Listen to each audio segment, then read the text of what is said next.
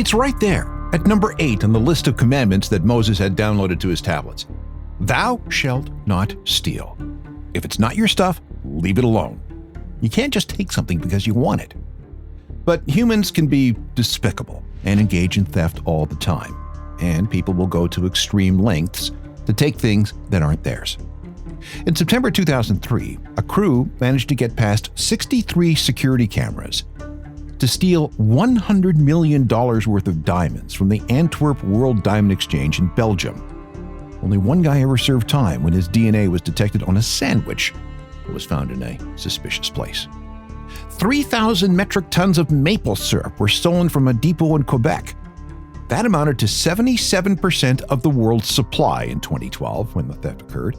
So $20 million gone. The gang responsible was eventually caught. And we've all heard of D.B. Cooper. After hijacking a Northwest 727 between Portland and Seattle, he was able to extort $200,000 in cash. When the plane was airborne again, he put on a parachute and jumped with the money. Some of that cash was recovered, but D.B. Cooper has been on the lam since November 1971. The music industry isn't exactly the most moral or law-abiding place either. If you know where to look, you'll find crime all over the place. I'm Alan Cross, and this is episode 41 of Uncharted Crime and Mayhem in the Music Industry. And this time, it's some wild stories of robbery and theft.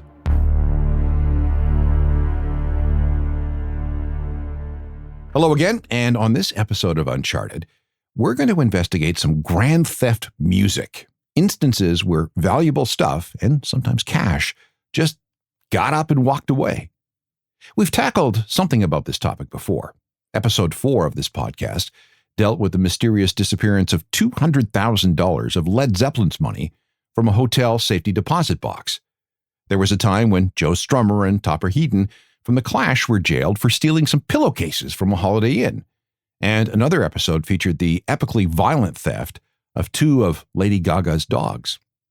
We're going to build on those stories with more tales of people in the music industry who took stuff that they had no business taking. Groups are always having their gear stolen. Radiohead, Pearl Jam, Johnny Marr, Noah and the Whale. I saw a statistic that said 24% of all musicians have had gear stolen at some point in their careers. And here is one of those stories. In July 1999, Sonic Youth was on a quick tour of the U.S. West Coast. All their stuff was in a rented Ryder truck. It was everything that they needed for those shows. They'd just played a show in Berkeley and were preparing for a gig in Orange County. They checked into a Ramada Inn to rest up for the gig in Irvine, California. But sometime between 1 a.m. and 7:15 a.m. on July 4th of 1999, the truck disappeared. A few days later, it was found abandoned in Los Angeles, completely empty. A long list of Fender, PV, and Mesa Boogie amps were gone. Most of them had been highly modified and were irreplaceable. An even longer list of guitar effects pedals, some rather rare, were also gone. Also missing, drums, road cases, some merch they were hoping to sell, and a couple of guitars that had been with Sonic Youth for decades. Sonic Youth was devastated. They had to start from scratch. But there is something of a happy ending to all this. Fans were on the case. Many of them kept an eye on websites selling used guitars. Might the thieves try to fence any of the stolen goods? Well, this crowd work paid off. Guitars started turning up in 2005 when Sonic Youth ran into a couple of teenagers, one of whom claimed his uncle was part of the theft. Sonic Youth didn't believe him at first, but when the kids sent him pictures of what looked like the band's gear in a basement somewhere, they were interested. These kids were in bad shape. They had been kicked out of their homes and they were living in a car. And they helped Sonic Youth get back a lot of gear for just a couple of $100s. Then, in the fall of 2012, 2 other guitars showed up online within a week of each other. A white Fender Jazzmaster owned by Thurston Moore was found on eBay by a fan from Belgium. It had been repainted, but the serial number matched. The other guitar belonged to Lee Ronaldo. It was found for sale at a pawn shop through a geeky guitar website. They didn't get everything back, but it was something. And just for the record, the Jazzmaster Thurston Moore got back in 2012 can be heard on this single, Bull in the Heather.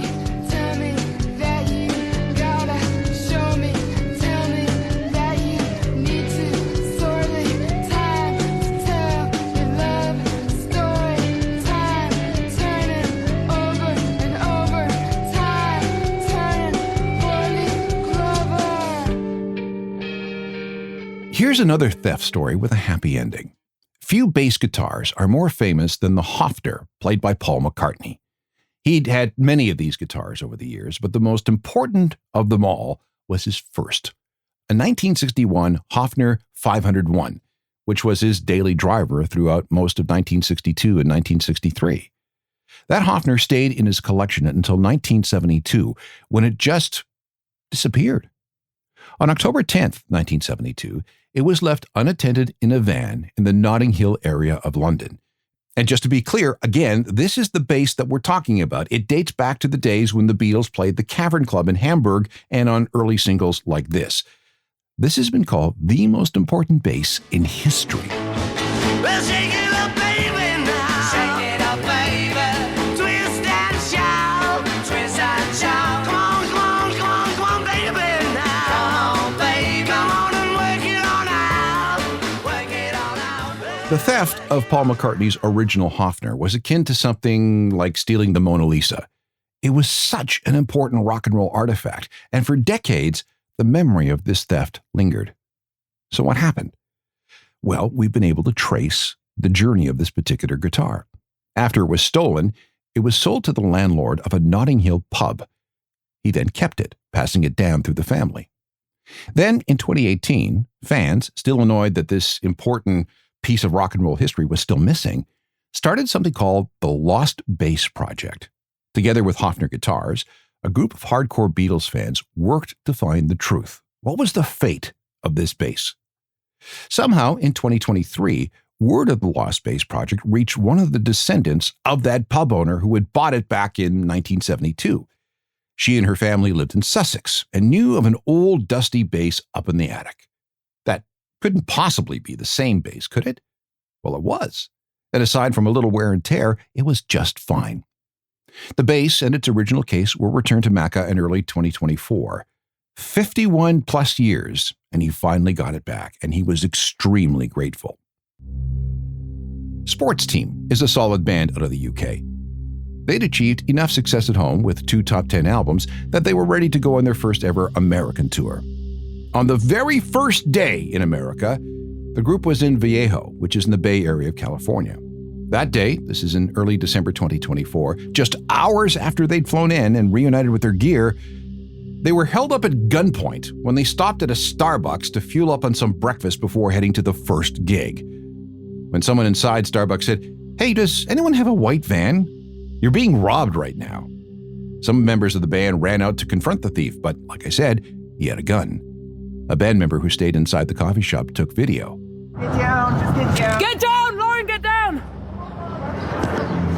Ring the police, ring the police! Guys, somebody ring the police! Yeah, and my laptop.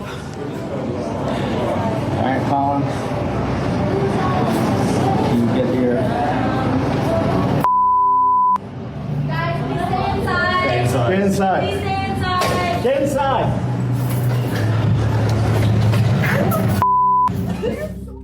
Some stage equipment, their passports, laptops, and most of their personal effects were taken. The one thing that they didn't lose was their instruments. One guy, one gun. It took them a while to get that all sorted. The band says that their biggest shock was the reaction of the Americans around them. It was like, oh yeah, this happens all the time. The good news is that they got a lot of help from local fans and made it to their first gig on time. One more story about gear being stolen, and this could be my all-time favorite. And for this, we have to go back to July 3rd, 1973. Steve was an 18-year-old petty thief who was always getting into trouble with police. He'd already had 14 criminal convictions and had spent a year in juvenile detention. But Steve just couldn't get the thief thing out of his system. He never attended school. He was functionally illiterate until his 40s. And if he got thrown in the clink, he really didn't mind. He enjoyed being locked up more than he did walking around free. In early 1973, David Bowie brought the final shows of his Ziggy Stardust tour to the Hammersmith Odeon in London. The first night, July 2nd, went fine, and with the second night still to come, there was no point in striking all the gear from the stage. So Bowie's crew just left everything everywhere where it was. Makes sense. At about 2 a.m. on July 3rd, Steve stole a van and drove to the venue. He knew the place very well because Steve sometimes used the Hammersmith as a place to sleep when he had nowhere else to go. He was kind of like the phantom of the Hammersmith, and that's how we managed to get in. There was exactly one guard on duty, and he was snoring in one of the rows near the stage. Otherwise, the theater was completely silent. Steve quietly made his way onto the stage. He helped himself to some cymbals from drummer Woody Woodmansey's kit. Trevor Boulder, the bass player, lost an amplifier head, a nice Sun amp unit. He also took Bowie's lead vocal mic. Steve says that Shure or Electro Voice mic still had some of Bowie's lipstick on it. And then he left. He didn't touch guitarist Mick Ronson's stuff because, well, Steve had too much respect for him. Everything was loaded up in the stolen van, without waking the lone guard. And the gear was transferred to a basement in Shepherd's Bush. Steve then went back to the theater for another load, but by this time the guard had woken up, and by later that morning, the story was all over the BBC. Now, I should point out that despite his thieving ways, Steve is a self-admitted kleptomaniac. Steve was also a self-taught guitar player who idolized Bowie and had dreams of being in his own band one day. And about 2 years later, that's exactly what happened when a clothing store owner named Malcolm McLaren recruited Steve Jones for a new punk rock band he called the Sex Pistols. Part of the reason Steve may have gotten that gig was because, well, he already had a bunch of gear. Amps, cabinets, cymbals, microphones, which, it is said, were used by the Pistols during their early gigs. Steve was saved from a life of crime by music, and years later he did confess his robbery. Bowie already knew the story and graciously accepted an apology years after during a phone call. Woody Woodmansey also knew the story and also happily accepted Steve's apology. Later, he appeared on Steve's LA radio show where Steve reimbursed Woody to the tune of $300. Steve remains a huge Bowie fan. And his favorite record? Well, what do you think? Well, just the beer like to guide us. So we mixed about his bands and should we crush his sweet hands? Oh. When we return, more Grand Theft music, including a theft that almost completely derailed a young U2. When it comes to crimes against celebrities, you may have heard about pro athletes who are having their houses broken into when they're at the stadium. There's also a type of theft that happens when fans are off seeing a show. Take the first weekend of Coachella 2025. A couple of 100,000 people were at the Polo Grounds in Indio, California, doing Coachella things. And that's when burglars decided to visit the nearby 45-acre La Quinto Resort and Club. Somehow, thieves gained access to the club and took designer clothing, handbags, sunglasses, laptops, and assorted electronics from the rooms of people at the show. It was all very orderly with no signs of forced entry. Some guests didn't even realize that they'd been robbed until the next morning. It's funny how a master housekeeping key had been misplaced, and it's interesting how the thieves knew just which rooms to target. This is a nice segue to a situation in Las Vegas. In October 2023, U2 had just started their residency at the Sphere. At the show was a young woman who was a guest of a sugar daddy. They met online. She was in his 20s and he was over 50. Okay, fine, whatever. He'd agreed to give her $2,500 in exchange for spending the weekend with him. When he got a little drunk and wanted to go to bed, he gave the woman $400 to go gambling. When she turned that into $3,100, he gave her the code to his room safe. And inside that safe was about $7,000 worth of casino chips and $50,000 in cash. She looked at that and thought, good to know. The next day, at some point during the U2 show, the woman left the Sphere, traveled back to the hotel, which was Caesar's Palace, opened the safe, and cleaned it out. Her theft was later discovered and she was arrested. Most of the money and a portion of the casino chips were never recovered. Since we're on the topic of U2, they've been around long enough to be targeted by thieves multiple times. But the worst situation happened on Sunday, March 22nd, 1981. They'd just played the nautical-themed Foghorn Tavern in Portland, Oregon. It was not a great night. Bono remembers it being attended by 8 people. There was the bouncer, the bartender, the 4 members of the group, and 2 suspiciously flirtatious young women who came to hang out with the band backstage after the show. When everyone finally cleared out, Bono's briefcase was missing. And this was bad. Very bad. U2 was scheduled to go into the studio in just a few weeks to record their second album. That briefcase contained months of lyrical ideas, chord charts, proofs of photos, ideas for album cover art, and various receipts for the road, including a receipt for a hotel room that cost $28. It also featured the band's work planner with dates for meetings, recording sessions, and more. This changed the trajectory of everything. The studio dates were immovable because a new album needed to be in the marketplace as soon as possible. Bono needed to recreate months of work from memory in the studio when it came to lyrics, and everything was done on the fly. This gives us some perspective on the October album. Compared to the first record and virtually every other album that followed, October was choppy, of uneven quality, and had the sound of something being put together under time constraints and a lot of pressure. But this story has a happy ending. On a trip to Portland in the mid-1980s, Bono asked if anybody knew anything about the briefcase. He asked a concert crowd again in 2001, but he never got any leads. But in October 2004, that briefcase showed up when Bono returned to Portland to speak at a political event.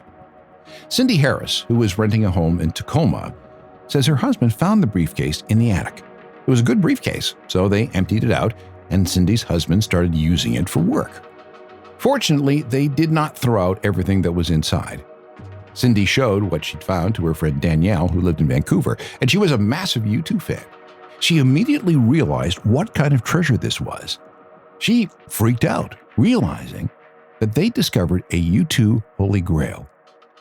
It took about a year for Cindy and Danielle to contact U2 through their management, and when Bono opened the briefcase in the lobby of the Benson Hotel in downtown Portland, everything was there.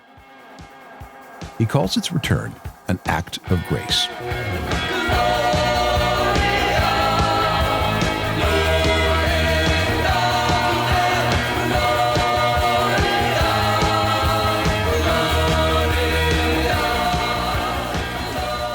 Here is a story that could have had a much worse ending. In 1982, Johnny Cash needed a vacation, so he arranged for his family to rent a villa called Cinnamon Hill in Jamaica. It was an old stone house built on a sugarcane plantation back in 1734. Cash was able to get the place because of his friendship with an American businessman named John Rollins. He owned Cinnamon Hill. Cash loved the place so much that he fixed it up using his own money before he was able to convince Rollins to sell. He was also unperturbed by encounters with ghosts on the property. At around 6 p.m. on Christmas Day, 1982, Cash and his family, June Carter Cash, son John Jr., his friend Doug, Cash's sister and her husband, and an archaeologist, all sat down for Christmas dinner. As they were saying grace, 3 men with nylon stretched over their faces rushed into the villa from 3 different directions. They seemed to be no more than teenagers. One had a knife, one brandished a gun, and the third had an axe. Everyone in the house was ordered face down on the floor, with one of the intruders yelling, "Somebody is going to die here tonight." They then demanded $1 million. Not exactly the kind of walking around cash most people have.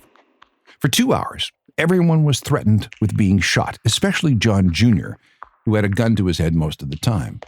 The thieves went through the house looking for anything valuable, and they were strangely nice about it. Once they were done, everyone was forced into the basement, where they were barricaded, but not before the intruders prepared a plate of Christmas turkey for everyone. What was taken? Up to $50,000 in cash and jewels, 175 pairs of shoes, and Cash's Range Rover, which was used to haul everything away. It took about 2 hours for everyone to break out of the basement. The police were called, locals were on the lookout for the stolen Range Rover, and the government and police were very concerned. The last thing Jamaica needed was to have a rich American celebrity robbed while supposedly on vacation on Christmas Day. So what happened? All 3 robbers ended up dead. The gunman was shot while resisting arrest. The other 2 were arrested a few weeks later over another robbery in Kingston. When they tried to escape from prison, they were shot and killed by guards. There were further stories about how these 3 were part of a terrorist outfit whose leader had been killed a week before that Christmas. Cash and his family left the island, and the effects lingered. Cash was so traumatized by these events that he started to rely heavily on sleeping pills. He started carrying a gun everywhere. Security was hired. Cinnamon Hill stayed in the family until 2003 when it was sold back to John Rollins. Always be a good boy, don't ever play with guns. But I shot a man in Reno just to watch him die. When I hear that whistle blowing, I hang my head and cry. Next on our list of spectacular robberies and theft in music is the Squamish Five, also known as direct action. Some deconstruction of this is required. The Squamish Five, or direct action, or the Vancouver Five, they had a bunch of different names, was a small bunch of activists, of ecologists and feminists against the American war machine and other institutions they felt were ruining the planet. They considered themselves to be an old-school urban guerrilla gang like we saw back in the 60s and 70s. Jerry Hanna was a member of the group. He was a former bass player for the Subhumans, a punk rock band from Vancouver. In 1981, Hanna quit the group and went into guerrilla activism full-time. He was so serious about his environmental beliefs that he had the nickname Nature Punk. The first thing of note Direct Action did was blow up what they called an environmentally unfriendly hydro substation in Vancouver. Some red-hot video porn stores were also targeted for firebombing. And then, on October 14, 1982, a Lytton Industries plant near Toronto, a factory where guidance systems for American nuclear cruise missiles were made, was bombed. A truck packed with 550 pounds of dynamite was parked up against building number 402 and detonated. Several workers at the plant and a couple of cops were hurt. It could have been a whole lot worse because it was later discovered that the dynamite had gone off earlier than planned. Hanna wasn't directly part of that plot, but he did support it and was involved in other missions. And here's where the theft comes in. Direct Action was planning more bombings and more vandalism, but that required money. Jerry Hanna was involved in a plot to rob some Brinks trucks to fund future attacks. They lay as low as they could, hiding out in an apartment in Calgary, and then heading up into the Rockies for target practice and to work on other things that they'd need to perfect if they were going to really step up their game. However, before more damage could be done, specifically the armored truck robbery, Hanna and his 4 co-conspirators were arrested on July 20th, 1983 by a SWAT team disguised as a highway repair crew along a highway near Squamish, BC. They were in a truck full of weapons and explosives, most of them stolen. Hanna was eventually convicted of robbing one Brinks truck and for possession of stolen weapons. Hanna was sentenced to 10 years in jail, but he was released after 5 years in 1988. And while locked up, he made 2 records. And in 1995, he rejoined the Subhumans and has been with them ever since. Here's a taste of what the Subhumans were all about before their bass player turned into a terrorist who wanted to bomb armored vehicles. This is from 1978 and is called Oh Canada. Every new day, the dollar goes down. The sea's getting blacker. The sky's getting brown. You ain't got no jobs. When we come back, the folk singer with a side hustle in armed robbery. You'd have to be a very serious fan of 60s folk music to know the name Judy Sill. But if you follow crime and music, you may have come across her name. Judy was born in Los Angeles, started playing music early, but fell in with the wrong crowd at school. Her home life wasn't great, so she set out looking for excitement. She made friends with a guy who smuggled guns to Cuba. He introduced her to someone else who gave her a gun and taught Judy the art of robbing liquor stores and gas stations. Judy loved her hobby. She'd rehearse her robbery moves in the bathroom mirror, going through all the necessary lines and moves. This went on for a while before she was busted and sent to jail. When she got out, Judy moved in with an LSD dealer and tripped every day. And this somehow gave her the idea that she needed to start performing as a professional musician. This was the era of the Laurel Canyon scene with Joni Mitchell, Neil Young, David Crosby, Stephen Stills, Graham Nash, and other soon-to-be famous singers. Judy found a partner in Bob Harris, a pianist, who supplied them both with heroin. There was another bust during which she decided that if she was going to be a singer-songwriter, well, then this would probably be a good time. Judy was quite good, too. She landed a recording session at a studio owned by Pat Boone. The Turtles recorded one of her songs. She got a deal with a publishing company where she was paid $65 a week to write songs for other people. Then she met David Geffen. He just founded Asylum Records with artists like the Eagles, Jackson Browne, Linda Ronstadt, and Joni Mitchell. In 1971, Judy Sill released her self-titled debut album. The first single was called Jesus Was a Crossmaker. Son remains reminding me he's a bandit and a heartbreaker. Oh, but Jesus was a crossmaker, sweet silver age. That was a promising start, but Judy was impatient. She was especially annoyed when she had to open for Gordon Lightfoot. There was a second album called Heart Food. It didn't sell well, and Judy didn't want a tour behind it. There was a third album, but by this time, Asylum was out of the picture because Judy allegedly insulted David Geffen with a gay slur from the stage one night, and that album was never released. And that was it for Judy in the music industry. She got a job in an animation studio, got hurt when she wrecked a bunch of cars, and got addicted to pain medication. Then she died of an overdose in 1979. Since then, though, people who were fans of that California folk scene have discovered her two albums. The consensus is pretty much the same. Shame about the robberies and the drugs and the destructive behavior. Judy Sill had real talent. Finally, in this list of stories, an apology. Before he got famous as a singer and started winning Grammys, Jelly Roll was a thief. At 13, he was in juvenile detention. At 15, he got into armed robbery and dealing fentanyl. More time in a lockup.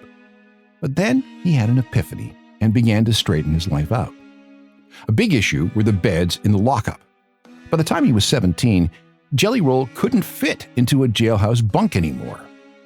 He decided that he couldn't live like that, so he vowed to stop being a horrible human being and to give up on this victim mentality that he carried around with him.